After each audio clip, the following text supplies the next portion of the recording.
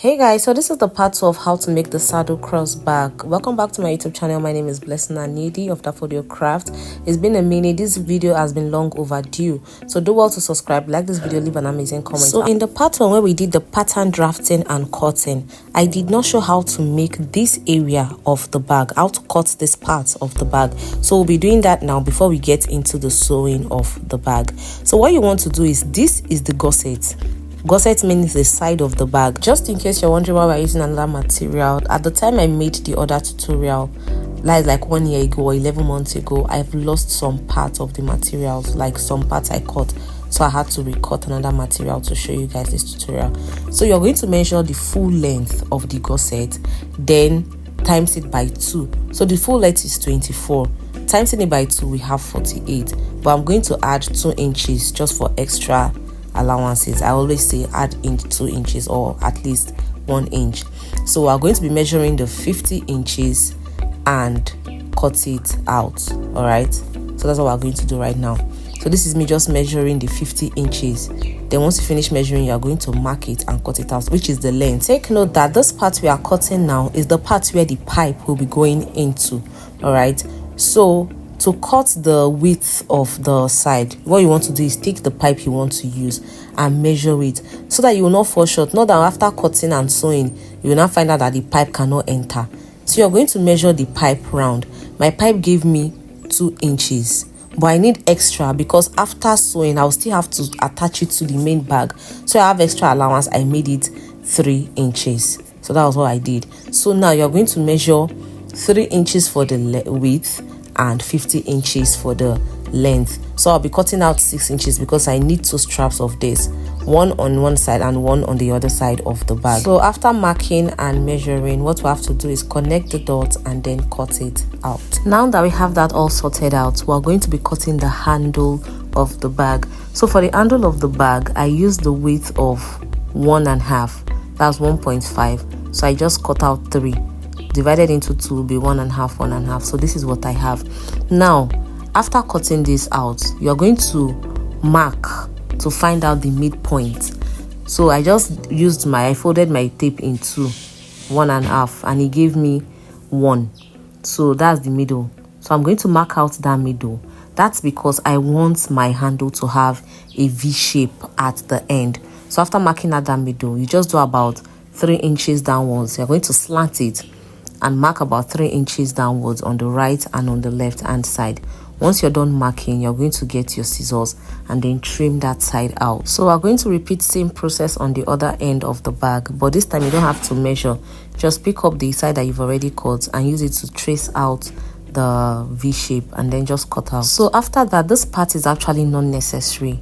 The bag originally does not have a pocket, but I feel like I should have this inner pocket because I'm always with money inside the bag. So I just used the actual body of the bag and traced out something in which I got a very small shape of the same body of my bag, something really small. So I'm going to be sewing this inside. This is not compulsory, it's optional. Now that we have that all sorted out, let's go over the part of our bags before we start sewing. So the first thing, which is the main body of the bag, the next part of the bag is the front panel of the bag, which is also the main body of the bag.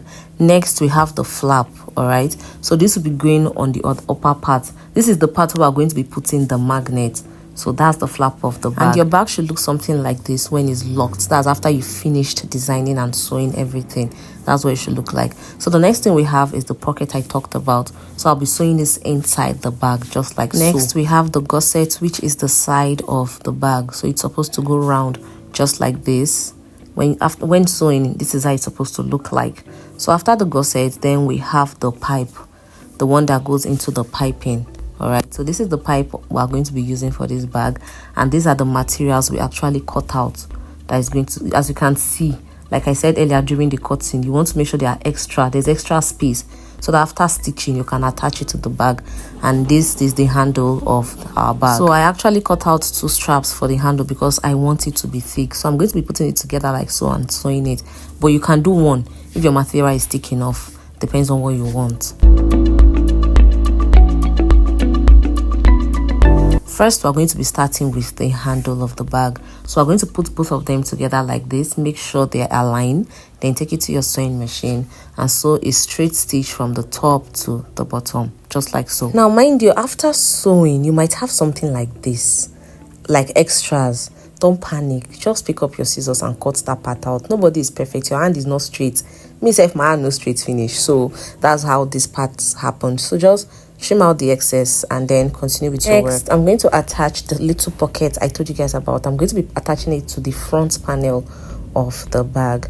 I'm doing it like that because the thread is going to be showing behind, but the flap is going to cover that thread, so it won't be visible. So I'm just going to make sure that it's sitting properly, and then I used my tape to measure it and just to confirm that the space on both sides are actually the same before taking it to my machine to sew. So you also want to make sure that you have enough space at the bottom part where you are going to put the magnet, the lock of the bag, before you sew. So after sewing, this is what you have as a result. You can see that the thread is showing at the other part, right? So now we're going to fix our magnet, which is the lock. First, we're going to fix it on the flap of the bag, which is the upper part, this side. So what you want to do is fold it in half like so, just to find the middle. Now I didn't notch it because I don't want that notch sign to show after I finish sewing my bag.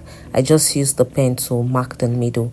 Now I'm going to get the magnet and then press it in to give it a mark so I know where to puncture, just like that. So I'm going to be using my scissors or any sharp object around you to puncture it. Now you want to be careful so you don't overdo it and then give a very big mark, a mark bigger than the size of the lock you are using. You don't want that to happen. So you have to be extra careful and take this part really gentle and slow. Also, while you're at it, don't injure yourself, don't hurt yourself, just take it easy. I will tell you that while I was doing this part, the scissors was not working the magic. I had to go in with my small nail and padlock to hit it on the head so that it will have small sense, and it entered immediately. So once you have the hole punctured, all you have to do is fix in the magnet. I used the upper part, the tiny part on the flap. So the main part, the other part will be on the body of the bag. So after it entered, this is what it's going to be looking like. Now I'm going to take the cover it just like so. So after covering it, you have the option of pressing it in together or separating it outside just like that, but I prefer to press it in because I feel like it holds stronger like that. So once you're done, you can go in with your padlock or hammer to make sure it's secured properly, and you should have this as a finished result. So one part of the magnet has been placed. Now let's continue with the bag. So once you're done with that, you're going to take the flap and sew it on the other side of the main flap, which is attached to the back body of the bag. So you want to put it together like this just to find the midpoint. Okay, always make sure that you have the middle point, else your bag is not going to be sitting straight. So I used my pen to mark it again. Then I'm going to get the flap that has the magnet, put it on top, make sure the midpoint is matching, then take it to my sewing machine and sew it round. Now mind you that while I was cutting the flap, I cut it exactly the same measurement with the one attached to the body, and it's not supposed to be so. So I'm just going to take out that I'm going to take out 1.5 inch from that part, so that when I'm locking my bag, it's not going to be stressful for me. So I just measured 1.5 inch and got it out before sewing it. So once you're comfortable with the result you have, you can now take it to your sewing machine and then begin to sew. So you're going to sew it round first from the right hand side, and then you're going to sew around the other part, which is the left hand side. And make sure you're doing this carefully because of the curve at the edge, so you don't make mistakes. After sewing, this is what you should have as a finished result, right?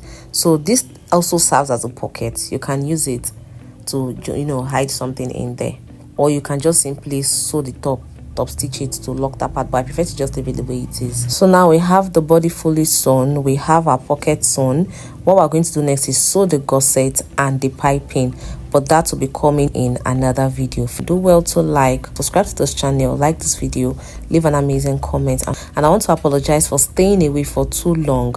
It will not happen again. I am back now for you guys, and thanks for sticking with me. I see you guys still leaving your comments and liking my videos of about 1 year ago. Thank you so much. I do appreciate you. See you guys in my next video. Bye bye.